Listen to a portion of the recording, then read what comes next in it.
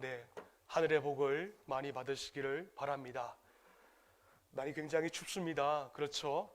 날이 굉장히 춥지만은 우리 고아중앙 공동체에 있는 모든 지체들만큼은 하나님의 말씀과 또 성령의 따뜻한 음성을 통하여서 주의 훈훈함이 여러분 가정과 직장과 또 기업 가운데 함께할 수 있기를 주님의 이름으로 축원을 드립니다.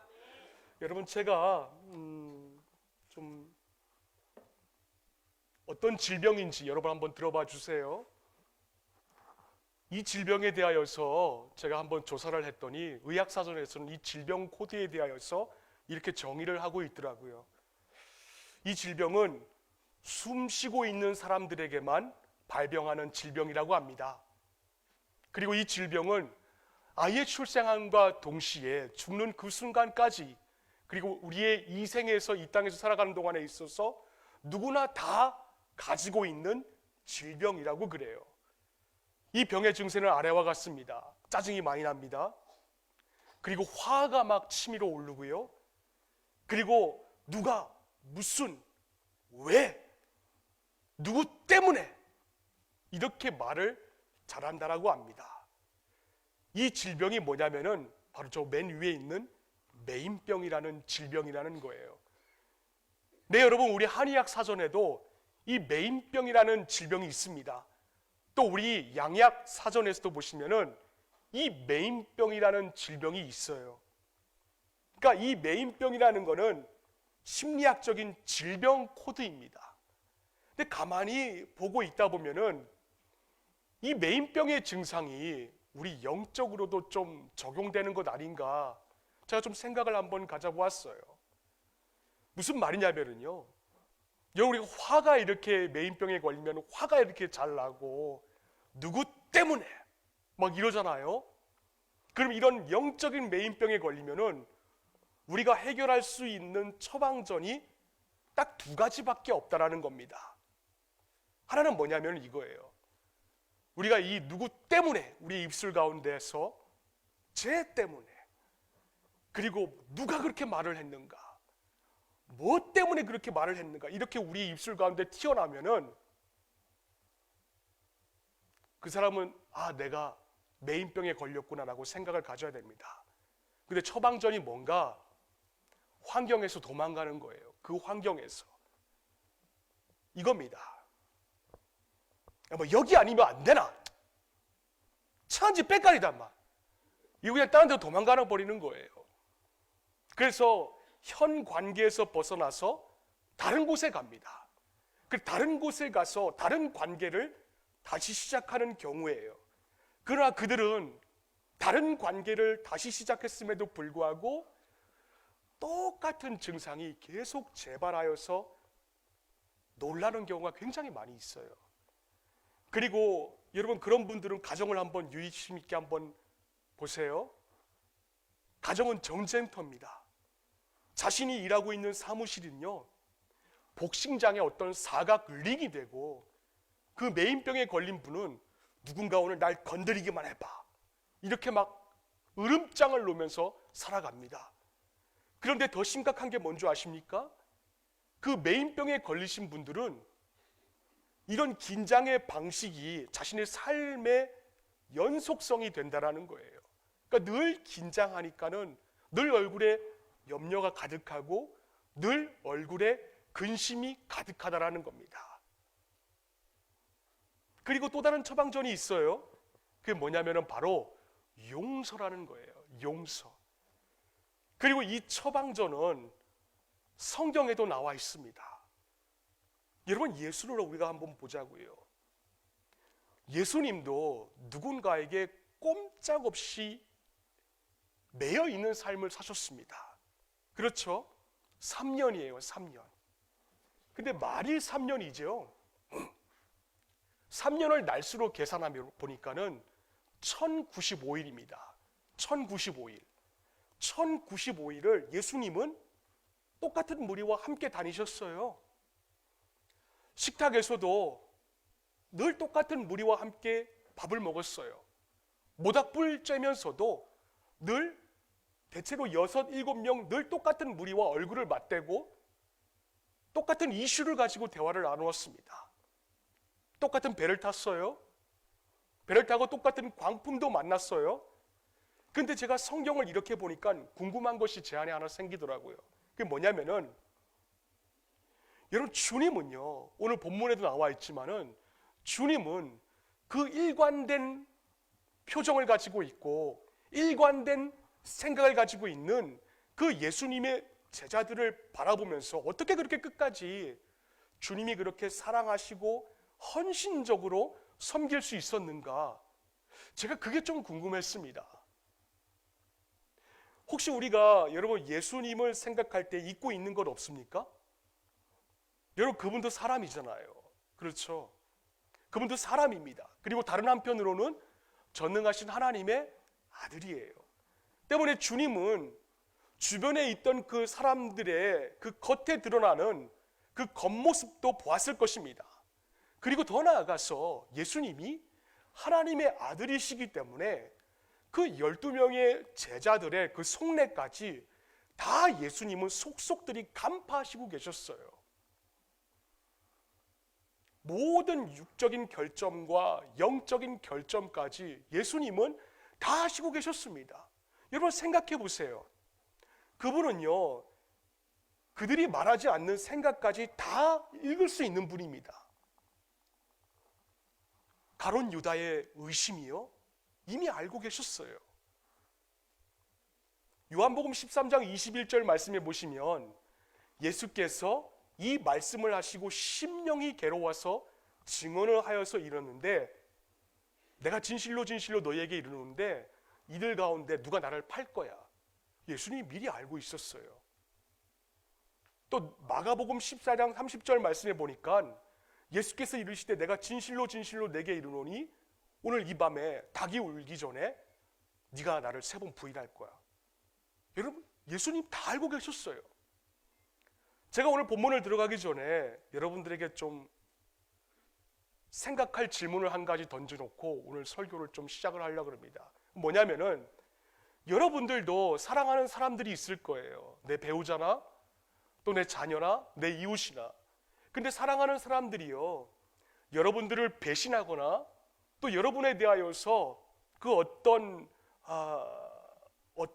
생각을 품을 것인가, 또 그 상대방이 어떤 짜증을 나한테 나타낼 것인가, 또 나를 언제 어떻게 내 뒤통수를 치고 도망갈 것인가.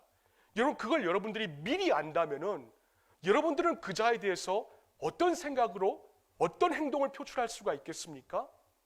상대방에 대하여서 아마 그 시간만큼은 굉장히 힘든 시간을 보낼 거예요. 그럼 예수님은요? 예수님은 어떻게 했습니까? 베드로가 어느 날 자신들을 부인할 걸 알았어요. 그러면서도 그를 끝까지 사랑하기가? 여러분, 예수님의 제자 가운데 도마라는 자 한번 보자고요. 도마가 어느 날 자신의 부활을 의심할 것을 이 예수님이 알고 있었어요. 그런데도 그를 끝까지 믿어주기가? 아마 주님은요, 제자들을 다 버리고 싶었을 거예요. 아니, 어쩌면은 그렇게 의심하고 그렇게 메인병에 걸려있는 그 제자들을 싹 다 버리고 새로운 사람으로 교체할 수도 있었을 것입니다. 요한이라는 제자는요, 화가 난다고 원수들에게 불을 내리라고 예수님에게 요청을 했잖아요. 그럼 소위 수제자라고 하는 베드로는 어땠습니까? 베드로는요, 자신의 성격에 불을 못 이겨서 대제사장의 귀를, 종의 귀를 잘라버리고 말았어요. 절대로요, 제가 볼 땐 그렇더라고요. 이 예수님의 제자들은요, 절대로 호감형이 아니에요. 다들 비호감형입니다. 그런데 주님은 그런 자들을 위하여서 어떻게, 오늘 본문에도 말씀해 보시면 끝까지 그들을 사랑하고 끝까지 버리지 않을 수가 있을까? 그거예요.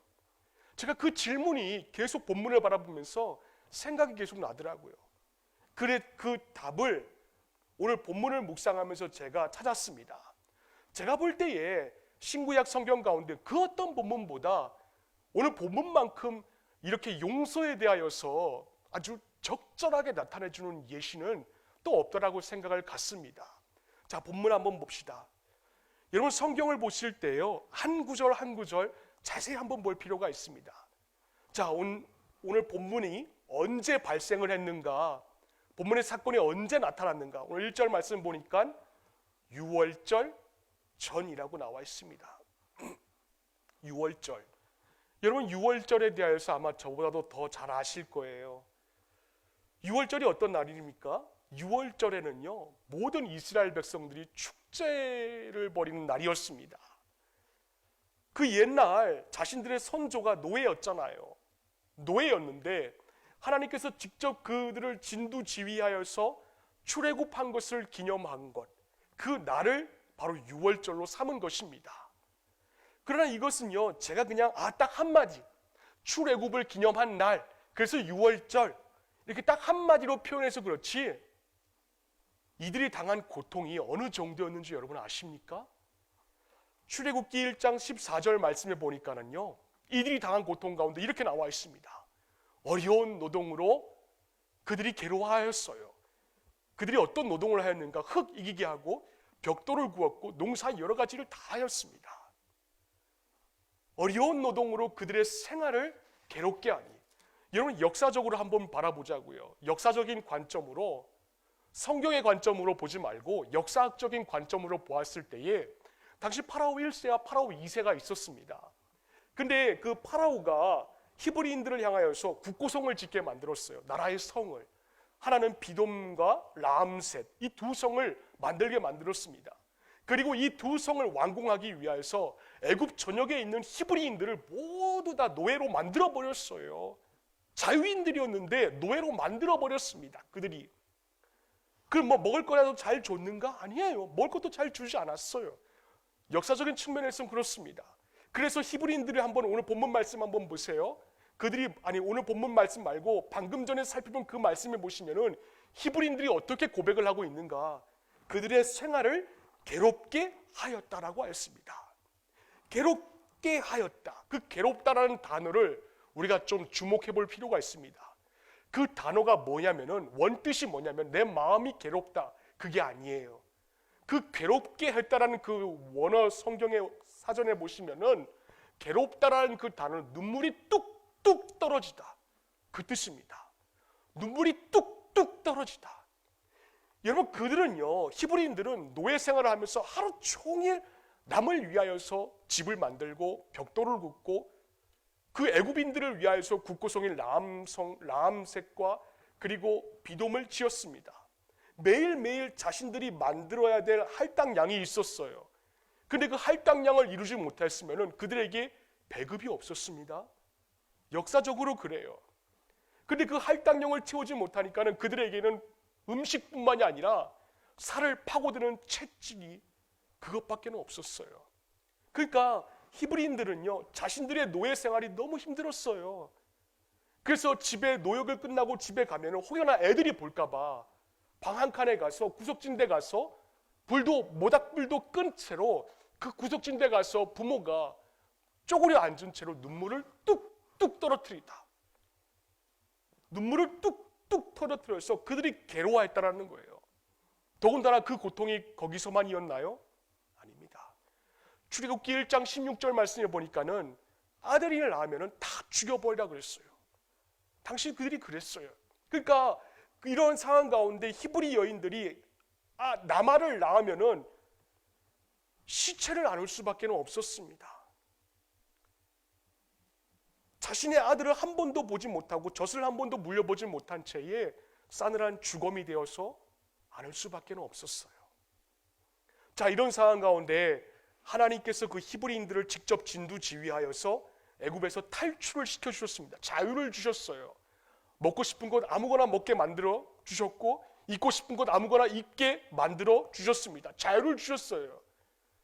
그러니 히브리인들에게는 이 6월절이라고 하면은 우리나라의 8.15 광복절 그리고 3.1절만큼의 의미가 있는, 민족적으로 의미가 있는 굉장한 축제의 날이었어요. 그래서 집집마다 온 가족들이 모입니다. 저녁마다 아주 맛있는 어린 양을 잡아가지고 불에 구워 먹고 있어요. 그리고 무교병을 찢어가면서 가족들이 즐거워하고 있습니다. 하나님의 영광을 기려가면서 같은 믿음의 교제를 나누면서 무교병을 먹고 있어요. 온 이스라엘이 지금 기뻐하고 즐거워 있는 그 상황 6월절 전날이에요. 딱 한 분만 제외하고. 누굽니까? 바로 예수 그리스도입니다. 본문의 1절 말씀을 다시 한번 봅시다. 예수께서 자기가 세상을 떠나 아버지께로 돌아가실 때가 이른 줄 알았다라고 했습니다. 남들은 지금 다 축제의 현장이에요. 유대 유월절을 맞이하여서 자유를 주신 것을 기념하여서 가족들과 함께 모닥불의 주위에 앉아서 이런저런 믿음의 교제를 나누고 무교병을 찢어가면서 먹고 있는데 오직 이 예수님만 자신의 날이 끝나는 시간이 다가온 줄 알고 있었습니다. 그리고 그 시각에 자신이 어떤 사건을 당할 줄도 이 예수님은 알고 계셨어요. 그게 바로 뭡니까? 십자가입니다. 십자가. 여러분, 십자가가 무엇입니까? 십자가는 사형틀입니다. 인류 역사상 인간을 처형하는 갖가지 사형틀이 있어요. 뭐 참수형도 있고 교수형도 있고 단두대형도 있고 총살형도 있지만 모두가 다 하나같이 비참하고 무서운 것입니다. 그런데 그 중에서 가장 잔인하고 가장 처참한 것이 뭐냐면은 바로 십자가 처형법이에요. 왜? 십자가는 살아있을 때에 두 손과 양발이 못에 박혀서 몸 안에 있는 모든 피와 체액을 쏟아내야지만이 당한 후에 죽는 무서운 형벌이기 때문에 그렇습니다. 주님은 자신이 지금 어떠한 방법으로 이 유월절에 알고 계셨어요. 또 지금 이 방에 있던 12명의 제자들 가운데 누가 나를 은 30냥에 팔 것인가를 주님은 알고 계셨습니다. 또 누가 나를 닭이 울기 전에 3번 부인할 것이라는 것을 예수님은 알고 계셨습니다. 네, 방금 전에 그 말을 했던 그 제자는요, 두 눈 똑바로 뜨고 예수님에게 주님, 다른 사람은 다 주님을 배반할지언정 나는 주님만큼은 배반하지 않겠습니다. 후원장담했던 자였습니다. 근데 그 자가 닭이 울기 전 3번 부인하였습니다. 자, 여러분 같으면 어떻게 할 건가요? 여러분이 예수라면 저 같으면은 가서 멱살을 잡을 겁니다. 입에 침이나 바르고 거짓말을 하라고 뺨이라도 한 대 때릴 것입니다. 근데 주님은 안 그랬다라는 거예요. 뭘 하셨습니까? 대야를 들고 나타나셨습니다. 제가 참 이게 은혜가 되더라고요. 지금도 유대인들은 지금도 마찬가지입니다. 외부에서 손님이 들어오면은 그 흙먼지를 씻을 수 있도록 물이 담겨 있는 대야와 수건을 준비해 줍니다. 그리고 오늘 본문 속에서도 마찬가지로 벽에 수건이 한 장 걸려 있고 물이 담겨 있는 대야와 그 대야 안에 바가지가 놓여 있습니다. 사실은 그래요. 더군다나 오늘 본문 3절의 말씀을 보니까는 그 시기가 언제입니까? 저녁 먹는 중이라 그랬습니다. 식사를 하던 중이었어요. 근데 그 자리에서 어떤 일들이 벌어진 줄 아십니까? 같은 사건을 기록하고 있는 누가복음 22장 24절 말씀에 보니까 그 현장 가운데 예수님이 나 이제 내일 죽을 거야, 그렇게 알고 있는 그 사이에 제자들은요, 네가 크냐 내가 크냐 다툼이 난 거예요. 기득권 싸움이 나고 있었습니다. 아니, 주님은요 지금 자신의 시간이 임박해 오고 있다는 것을 설명을 함에도 불구하고 제자들은요, 3년 동안 함께 했던 그 제자들은 도대체 변하질 않아요. 누가 예수님 옆에서 더 큰 자냐, 이런 한심한 모습을 보이고 있습니다. 그런데요, 사실 이런 상황이요 처음이 아닙니다. 늘 있어 왔어요. 그래서 야고보와 요한의 어머니 살로메라는 여인은요, 예수님에게 늘 다가와서 예수님께서 나라를 하나 세우면은 내 하나의 아들은 주의 우편에, 하나는 주의 좌편에 앉게 하여 주시옵소서. 늘 이렇게 청탁을 할 정도였습니다.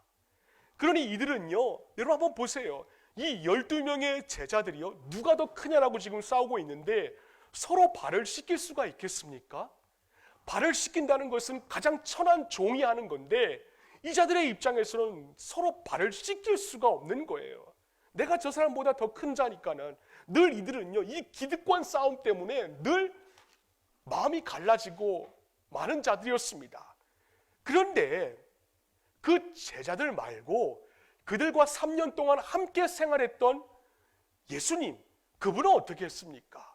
식사 중이에요. 식사 중입니다. 식사 중인데 그분은 벌떡 일어났어요. 오늘 본문의 4절과 5절 말씀 우리 한번 봅시다. 우리 함께 읽어볼까요? 시작.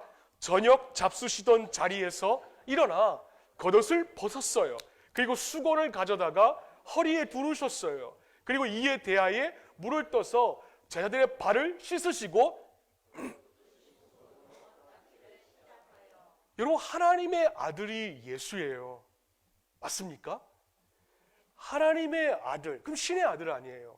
근데 그 신의 아들이 지금 누구의 발을 닦아주고 있냐면 인간의 발을, 그것도 흙먼지 묻어있는 그 발을 닦아주고 있는 겁니다.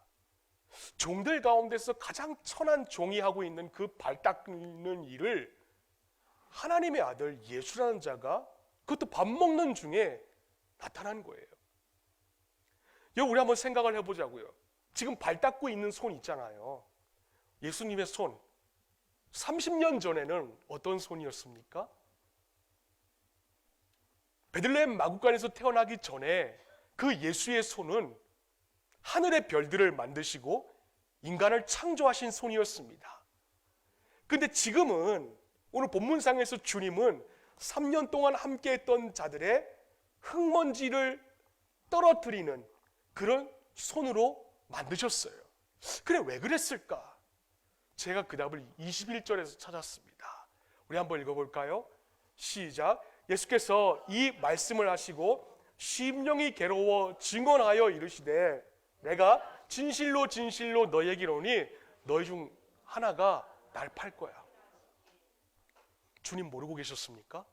알고 계셨어요. 알고 계셨습니다. 자신의 손이 어떻게 될지, 제자들의 발을 씻어주고 있는 그 양손이 어떻게 될지 주님은 알고 계셨습니다. 24시간이 못 되어서 그 제자들의 발을 씻기는 그 손이 이제 십자가에 못을 박힐 거라는 것을 주님은 알고 계셨어요. 때문에 주님은 자신의 제자들에게 얼마든지 이렇게 말씀하실 수가 있었어요. 야, 주목 좀 해봐. 지금 누가 크고 누가 작냐, 그게 뭐가 중요해. 기득권 싸움이 그거 할 때가 아니야. 주목 좀 해봐. 내가 이렇게 죽을 거니까 너희들은 내가 죽고 나면 앞으로 이렇게 대처해야 돼 라고 얼마든지 예수님은 제자들에게 그렇게 가이드 마련해 줄 수가 있었습니다.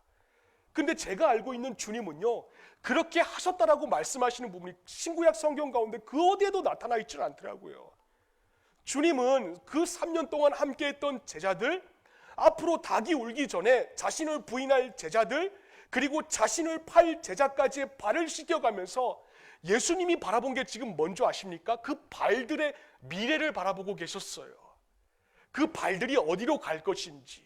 지금은 그 발들이 나를 부인하고 나를 싫어하고 기득권 싸움을 갖고 있지만 내가 죽고 난 다음에 앞으로 그 발들의 미래를 주님은 알고 계셨습니다. 그래서 그 24개의 발은 이튿날 주님을 따라가 주님 편에 사용되지 않을 것도 주님을 알고 계셨어요. 또 모든 로마의 권력 아래 그 24개의 발들이 도망자의 삶을 살 것도 알고 계셨습니다. 그 주님은 뭐라는 줄 아십니까? 오늘 21절 말씀에 심령이 괴롭다라고 하십니다. 저 말씀이요, 내가 마음이 아파, 그게 아니에요. 저 단어의 의미는요, 한 가지 의미가 더 있는데 그게 뭐냐면은 용서한다라는 거예요. 용서. 내가 너가 날 팔 거야. 하지만 널 용서할 거야. 네가 나를 의심할 거야. 근데 나는 너를 용서할 거야. 그 의미입니다. 그 심령이 괴로워. 그래서 별들을 만들고 사람을 만드신 그 손으로 허무한 야망에 가득 찬 그 24개의 제자들의 발을 하나님의 아들인 예수님께서 씻겨주실 수가 있었던 거예요. 자, 그렇다면은 여러분이 지금 이 방에 함께 있다면은, 여러분이 오늘 본문상에서 이 예수님과 함께 방에 있다면은 여러분 어떻게 하실 수 있겠습니까? 여러분이 예수라면은 용서할 수가 있겠습니까? 저를 포함하여서 아마 아무도 없을 겁니다. 근데 주님은요, 보세요, 유다의 발까지도 자신의 손으로 씻겨주었다는 거예요. 제가 그 부분에서 깜짝 놀랐습니다. 사복음서 그 어디를 찾아보아도 예수님이 자기를 팔 유다의 발은 빼고 나머지 11제자의 발만 씻겨주었더라. 그게 없어요. 그리고 닭이 울기 전에 3번 부인할 그 베드로의 발을 빼고 나머지 11제자의 발만 씻겨주었더라. 아무리 찾아봐도 그게 없어요. 여러분, 얼마나 놀라운 일인가요? 그분은 제자들이요, 죄를 짓기도 전에 이미 용서하신 거예요. 죄를 짓기 전에 이미 용서하신 것, 즉 구하기도 전에 주님은요, 그들에게 내가 너 알아, 너 날 팔 거야, 내가 알아, 너 나를 부인할 거야, 내가 널 알아. 근데 그거 알고 있으면서도 이미 용서를 하셨다라는 겁니다. 자, 그런데 이제 우리를 한번 돌아보자고요. 우리 그렇잖아요. 우리 공동체 가운데 그런 분들도 계세요. 아, 나 절대로 못해. 예수는 예수야. 나는 나고, 나는 안 돼, 나는. 그렇게 마음속으로 계시는 분들이 분명히 이 자리에 계실 거예요. 내가 어떻게 걔를 용서해 줄 수가 있어? 걔는 안 돼. 걔는 절대 안 돼. 그러니까 내 안에 상처가 너무 깊어. 내가 그 사람을 보면은 내가 막 몸부림이 쳐. 안에 나 딴 데 가버릴 거야. 이렇게 생각하시고 계시는 분들이 지금 이 자리에 앉아 있을 거예요. 근데요, 여러분, 진짜 문제가 뭔지 아세요? 문제의 원인이요, 자신에게 있다는 것을 인지를 못하는 게 진짜 문제라는 거예요. 그래서 예수처럼 살아보려는 말에 별 감동이 없어요. 여러분, 예수처럼 살라는 것이 뭔지 아세요? 예수처럼 살라는 건요, 어떠한 상황과 환경에 있다 할지라도 예수를 바라보라는 거예요. 그 상황을 바라보는 것이 아닙니다. 여러분의 시선을 여러분에게 상처 입힌 사람들이 있어요. 근데 그 상처 입힌 사람에게서 눈을 떼어서 누굴 바라보냐면은 예수를 바라보라는 것입니다. 그래서 요한이 이렇게 전하고 있어요. 요한일서 1장 7절 말씀을 우리는 다 함께 읽어봅시다. 시작. 그가 빛 가운데 계신 것 같이 우리도 빛 가운데 행하면 뭐가 있습니까? 사귐이 있고, 그리고 그 아들 예수의 피가 깨끗하게 하실 것이요. 아멘. 여러분, 사실 오늘 본문상에 등장하고 있는 제자들이 사실 우리들이더라고요. 저더라고요. 그리고 우리 공동체더라고요. 제가 보기에는 그 제자들이 가지고 있는 사연이나 여러분들이 가지고 있는 사연이나 다 똑같아요. 누구 하나 제자들과 다른 분이 없더라고요. 여러분, 오늘 제자들 출신이 어디입니까? 되게 갈릴리예요. 갈릴리는 생명의 삶을 이수하신 분들은 잘 아시겠지만은 늘 전쟁의 위험 가운데 노출되어 있는 자들입니다. 때문에 그 침략자들과의 세월을 보낸 자들이기 때문에 늘 불안해요. 늘 미래를 알 수가 없어요. 그러니까 뻑하면은 이 자들의 주 특징이 뭐냐면은 남 탓만 하는 거예요. 너 때문에 우리가 지금 이 모양 이 꼴 됐다고. 너 때문에 지금 우리 가정이 이렇게 풍지박산됐다고. 내가 이렇게 늙어 있는 모습 당신 때문이라고. 난 아무것도 안 했는데 당신이 날 늙게 만들었다고. 그렇게 합니다. 그러나 여러분, 우리는요, 그날 밤에 예루살렘이 없었고 그날 밤에 살아있지도 않았습니다. 하지만 분명한 게 뭔지 아십니까?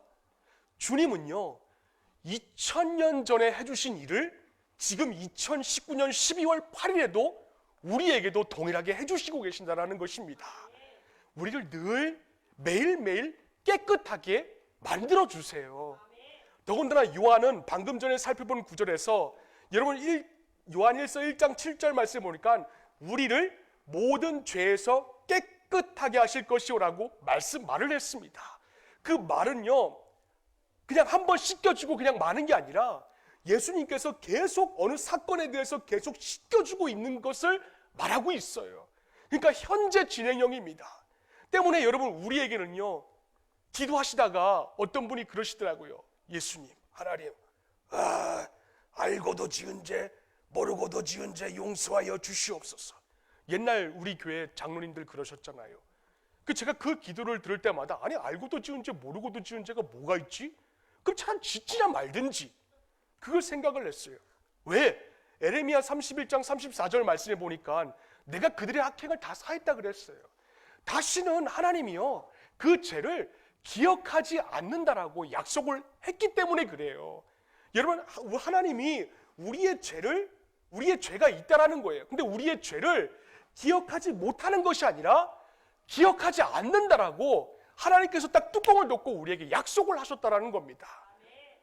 근데 조건이 있어요. 그게 뭡니까? 오늘 본장에 14절과 15절 말씀에 오시면 내가 주와 또는 선생이 되어 너희 발을 씻었으니까 너희도 뭐하라 그랬습니까?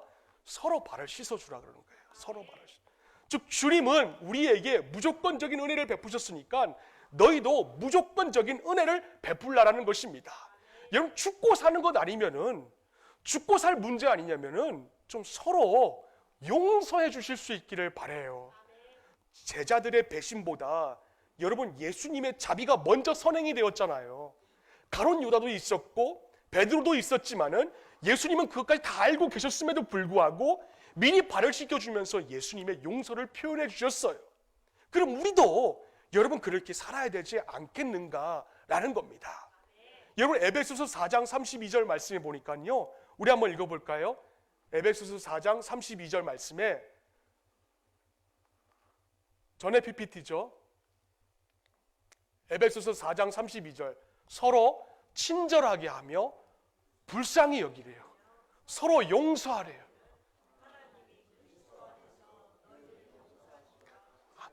아멘. 사본에 보면요, 서로 친절하게 하고 서로 불쌍히 여기고 서로 용서하기를 하나님이 그리스도 안에서 너희를 용서하신 것 같이 하라 그래요. 그러니까 서로. 아이고, 그 저한테 누가 와서 카톡을 이렇게 보내요. 목사님, 누가 이런 말을 했대요. 목사님, 누가 이렇게 했대요. 그럼 제가 그 문자를 볼 때마다 사실 제 마음은 아프죠. 근데 아프지만 제가 그분에게 문자를 또 보내요. 오죽하면 그렇게 했을까요? 제 딴에는 그렇게 하는 겁니다. 그러니까 용서해 주십시오. 사택에 올라가도 그래요. 막 옆에서 막 그래요. 오죽하면 그랬을까? 죽고 사는 문제 아니면 덮고 넘어갑시다. 그렇게 해요. 그렇게 안 하면은요 힘들겠더라고요. 제가 무슨 말씀을 드리냐면요, 여러분 우리가 용서를 안 하잖아요. 용서를 안 하면 내가 힘들어져요. 근데 용서를 해야 되는 이유가 있어요. 제가 두 가지를 말씀드릴게요. 뭐냐면은 용서하지 못하는 사람은요 내가 불행해요. 제가 그렇더라고요. 제 경험상 볼 때에 용서하지 못하면요 내가 불행해져요. 내가 상대방보다 자신이 불행해집니다. 여러분 원한과 증오에 스스로 구속이 되어갖고 매임이 생겨가지고요 일상생활에서도요 아무것도 할 수가 없어요. 설거지를 하다가도요 큰 그릇을 보면은 얼굴 크신 지체들이 얼굴이 팍팍 떠올라와요. 그분이 왜 이렇게 말을 했을까였고, 설거지 하다가도요 그릇을 막 설거지통에다 집어던지고 싶을 때가 한두 번이 아니에요. 그러니까 내가 여기서 자유로워지려면 딱 하나 용서해야 된다는 겁니다. 많은 사람들이요 신앙생활을 하면서도 용서 못하는 일로 인해서 마음에 응어리를 품고 살아가는 분들이 얼마나 많이 있는지 몰라요. 큰 문제입니다. 큰 문제예요. 제가 책 한 권을 좀 소개해 드릴게요. 크리스트 킴이라는 자가 저술한 인생의 응어리를 풀어라는 그 책이 있어요. 응어리를 풀어라. 그 책에 보면은요 저자가 용서하지 못하는 사람의 12가지를 열거하고 있습니다. 제가 한번 들어보세요. 이제 그분 크리스트 킴이라는 자가 책에 저술한 내용입니다. 자, 용서하지 못하는 사람의 불행이 뭔가? 첫째, 마음이 더러워집니다. 둘째, 사단이 틈을 탑니다. 셋째, 미워하는 사람을 닮아갑니다. 넷째, 그런 이성과 꼭 결혼하게 됩니다. 다섯 번째, 주님과 멀어집니다. 여섯 번째, 주님을 닮아갈 수가 없습니다. 일곱 번째, 관계가 회복되지 않습니다. 여덟 번째, 몸이 쇠약해집니다. 아홉 번째, 외롭게 살아갑니다. 열 번째, 과거에 묶인 삶을 살아갑니다. 11번째, 상처가 치유되지 않습니다. 12번째, 용서를 받을 수가 없습니다. 여러분 이 12번째 가운데에서요 제 마음에 가장 쿡 와닿은 게 뭔지 아십니까? 용서하지 못하면은 그 용서하지 못하는 사람과 꼭 닮은 이성과 꼭 결혼하게 된다. 그러니까 용서를 해야 돼요. 용서를 해야 돼. 여러분 90년대생들도 마찬가지예요. 용서 못하면요 용서하지 못하는 사람과 꼭 닮은 사람과 결혼을 하게 될 수밖에 없는 거예요. 한마디로 말하면요 누구보다 자신이 큰 손해를 본다는 것입니다. 마치 용서 못하는 건요 금속이요 녹이 속 스며드는 것과 똑같아요. 녹이 처음에는요 작게 시작이 되지만 방치하면은요 금속을 다 부식시키는 것처럼 용서 못하면은요 내 마음이 무너지고 내 인생이 망하는 것입니다. 때문에 우리가 용서를 해야 돼요. 두 번째로 용서해야 되는 이유가 뭐냐면요 내가 축복을 받기 때문에 그렇습니다. 여러분 용서하는 사람은요 행복해져요. 뭔가 좀 2% 부족한 것 같고 그리고 머리에다가 뭐 대못 하나 꽂고 다니는 것처럼 보이는 것 한 사람이라 할지라도 그 사람을 바라볼 때는요 긍정적인 에너지가 샘솟아요. 그리고 행복해하는 것을 발견할 수가 있습니다. 여러분 우리 공동체 요즘 그런 거 발견할 수 있지 않습니까? 제가 3년 전에 이 우리 교회에 왔을 때에 뭔가 하나 메인병에 다 걸려가지고 뭔가 하나 걸리기만 해봐라 그래가지고 마치 이 설교의 현장이 강단의 현장이 사각의 링처럼 보일 때가 참 많이 있었어요. 근데 지금은 어때요? 뭔가 좀 하나 부족해 보인 것 같아요. 자, 뭔가 좀 하나 부족하고 뭐 좀 하십시오라고 하면은 이제는 그냥 줄 사람은 생각도 안 하는데 김치국부터 마시는 분들이 너무나도 많이 계세요. 그러니까 뭔가 하나 좀 부족해요. 근데 부족하더라도 그분들을 바라볼 때 은혜가 넘쳐요. 그게 왜 그런 줄 아십니까? 행복은 소유에 있지 않기 때문에 그렇습니다. 행복은요 관계에 있어요. 관계. 하나님과의 관계에 있고 이웃과의 관계에 있기 때문에 그래서 행복한 것입니다. 아무리 소유가 많아도요 여러분 죽을 때 한번 보세요. 여러분 죽을 때 그 장례식장 가면요 소유가 많아도요 그 소유 때문에 형제지간의 싸움의 현장이 나타날 때가 얼마나 많이 있어요. 그러니까 소유가 많아도요 관계가 좋지 않으면요 불행해집니다. 가까운 사람들 사이에 관계가 나빠지기 쉽죠. 먼 사람은 여러분 차라리 안 보기 때문에 아무 문제가 없어요. 원앙 부부라는 말 혹시 아십니까? 원앙 부부? 그 원앙 부부의 뜻이 뭔 줄 여러분 혹시 아십니까? 오늘 제가 인터넷 찾아보니까 원앙 부부의 그 뜻이 원앙과 원망과 앙심이 많은 부부다. 그렇게 얘기를 하고 있더라고요. 원망과 앙심이 많은 부부. 기가 막힌 말이죠. 여러분 우리 공동체는 이런 원앙 부부가 없기를 바랍니다. 그냥 보더라도 좋고 감사하고 뭐 밖에서 헛짓거리하고 와더라도 그래도 내 남편 아닙니까? 그래 밥 차려주시고 미워한다 그래서 그냥 집 나가라고 얘기하지 마시고 갈 데가 어디 있어요? 불쌍하지 않습니까? 그러지 마세요. 가장 가깝고 다정해야 될 관계지만 살다 보면은 그런 결점이 보일 수도 있습니다. 죽고 사는 문제 아니면은 그냥 넘어가세요. 원앙 형제, 원앙 친구도 있습니다. 이게 많은 사람들의 불행이죠. 요셉의 가정은요 여러분 행복했어요. 왜 그런지 아십니까? 요셉이 부자라서요? 아니에요. 요셉의 용서가 있었기 때문에 행복하였습니다. 그리고 그의 용서를 통하여서 관계가 회복이 되었어요. 아버지 야곱의 사후에 그의 형들이요 막 요셉 앞에 나와서 벌벌 떨었어요. 왜? 혹시라도 요셉이 자기에게 복수할까 봐. 그런데 요셉이 형들에게 말합니다. 창세기 50장 19절부터 21절까지의 말씀 보니까 요셉이요 형들에게 두려워하지 마세요. 형님들 내가 하나님을 대신하리이까 당신들은 두려워하지 마세요. 내가 당신들과 당신의 자녀를 기르겠습니다. 이렇게 관계가 회복이 되었습니다. 이 관계가 회복이 됨으로 인하여서 온 가족이 화목하고 그리고 형제가 넘치는 가족으로 변하게 되었다라는 거예요. 자, 그렇다면은 이런 용서함이 어디에서 나타나야 될까? 딱 한 군데 제가 말씀드릴게요.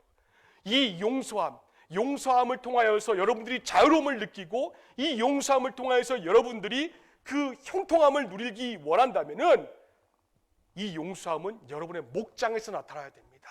목장에서. 여러분 우리 교회가 가정교회를 추구하는 본질은요 딱 하나입니다. 언젠가 우리 장로님들께서 교회 존재에 대해서 제가 여쭤봤더니 하나님께 예배드리기 위함이라고 이렇게 말씀하셨는데 아닙니다. 우리 교회의 존재의 이유는 VIP입니다. 딱 그거 하나예요. 영혼 구원하여서 제자 삼는 것. 그래서 헌금 봉투도 여러분 새신자 새가족들이 왔을 때에 그 헌금 봉투를 기존의 신자들만 갖고 있다면은 새신자들 VIP들은 헌금을 할 수가 없습니다. 때문에 그걸 배려라고 그래요. 근데 모든 사역의 포커스를 송구 영신 예배도 마찬가지고 우리 교회 모든 사역의 포커스는 영혼 구원하여서 제자 삼는 것. 그게 사역의 포커스예요. 그리고 이를 통하여서 우리 자신은요 예수님의 모습을 조금씩 닮아갈 수가 있을 것입니다. 삐뚤어진 성격 갖고 계신 분이 계실 거예요. 그러나 그분도 바로 잡힐 것입니다.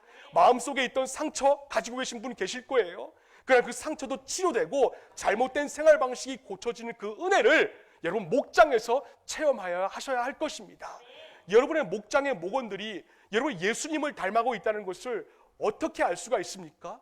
아는 방법은요 아주 굉장히 간단해요. 여러분의 삶에서 치유의 역사가 일어나는지 아니면 일어나지 않는지 그걸 발견하면 됩니다. 여러분의 얼굴이 뭔가 좀 2% 부족한 사람들처럼 좀 뭔가 좀 멍한 것 같든지 아니면 완고주의자와 같든지 한다는 것을 보면은 알 수가 있는 거예요. 우리는 많은 상처를 가지고 살고 있습니다. 그렇잖아요. 그러나 우리가 상처에 집중하는 동안에는요 여러분 치료가 불가능해요. 목원들 가운데 상처를 토해놓는 분들한테 이거 이렇게 해 지침서를 마련해 주는 게 아니라 그 목원들의 고민을 들어주는 것입니다. 왜? 상처받은 마음이 있기 때문에. 그 상처받은 마음을 남에게 진솔하게 쏟아놓거나 하나님께 기도하면은 사실 조금은 없어지기는 합니다.